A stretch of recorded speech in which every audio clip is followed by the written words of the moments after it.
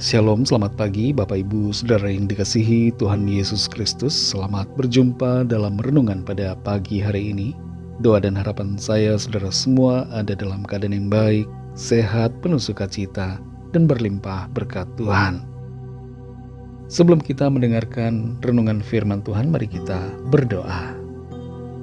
Pagi hari ini kami datang kepadamu ya Bapa, mengucap syukur karena kasih-Mu, karena penyertaan-Mu.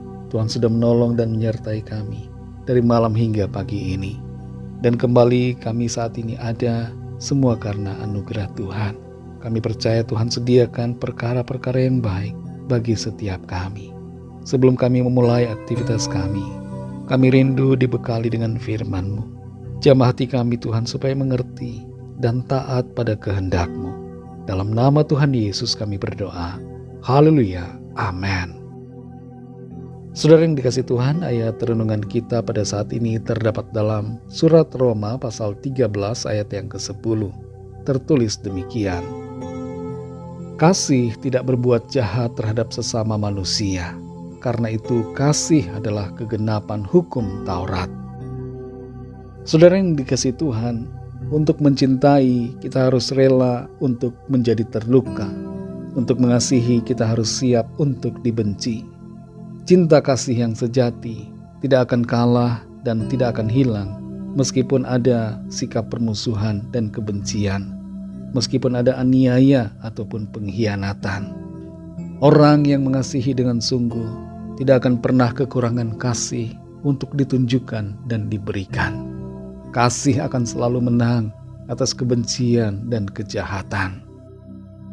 Dalam Roma pasal 13 ayat 10 ini dikatakan, kasih tidak berbuat jahat terhadap sesama manusia, karena itu kasih adalah kegenapan hukum Taurat. Ayat ini berbicara tentang pentingnya kasih di dalam menjalani kehidupan kita sehari-hari, dan bagaimana kasih itu seharusnya diwujudkan. Ada dua hal yang penting dinyatakan di sini. Pertama, pentingnya untuk tidak merugikan atau berbuat jahat terhadap sesama kita manusia. Kasih tidak berbuat jahat kepada sesama. Setiap tindakan buruk ataupun yang merugikan orang lain, bahkan yang jahat, tidak sesuai dengan prinsip-prinsip kasih.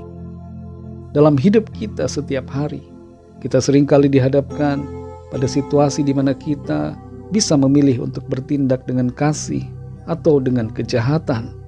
Ayat ini mengingatkan kita untuk selalu memilih jalan kasih, menjauhi perilaku yang merugikan dan menyakiti orang lain.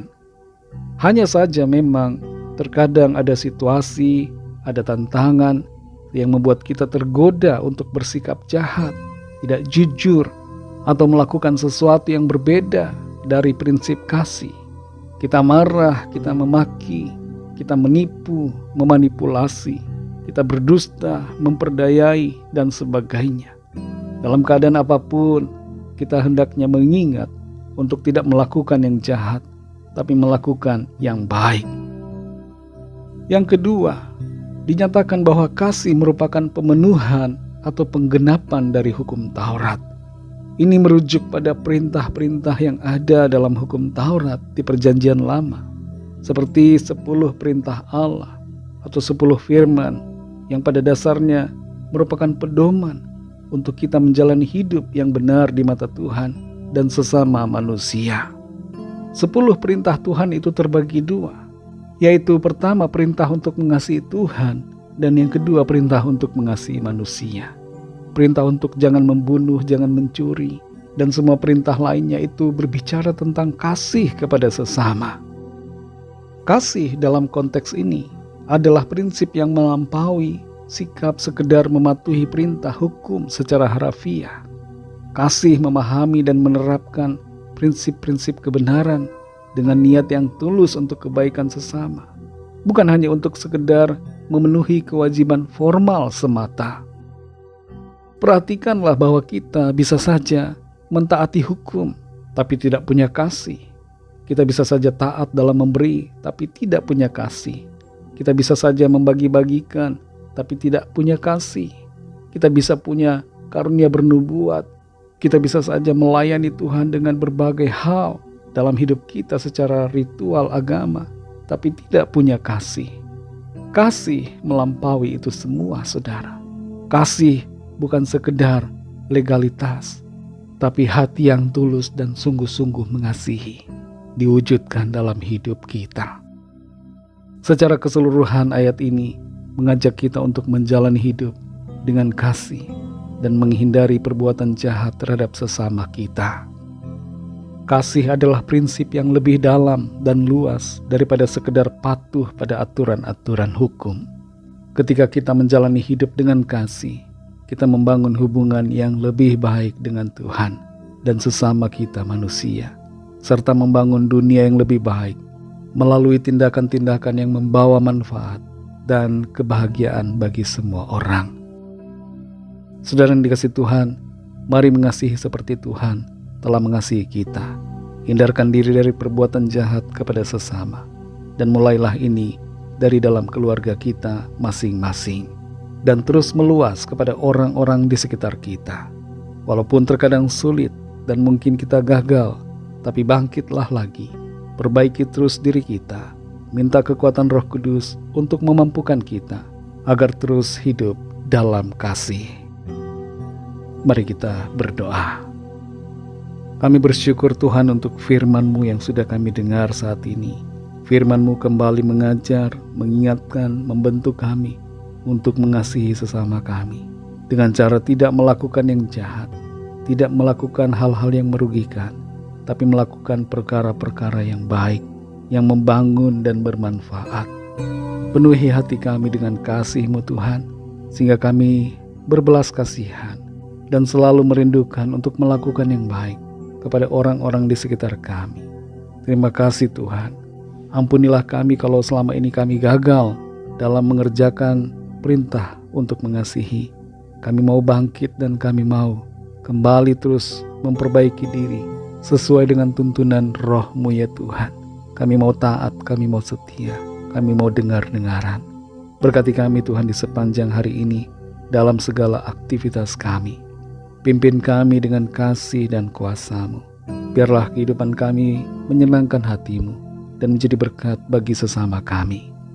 Kami berdoa mohon lawatan Tuhan atas setiap kami, yang sakit disembuhkan, yang lemah dikuatkan, yang terikat terbelenggu dosa dan kuasa kegelapan dilepaskan dan diberikan kemenangan, yang sedang dalam pergumulan masalah mendapatkan jalan keluar yang dari Tuhan.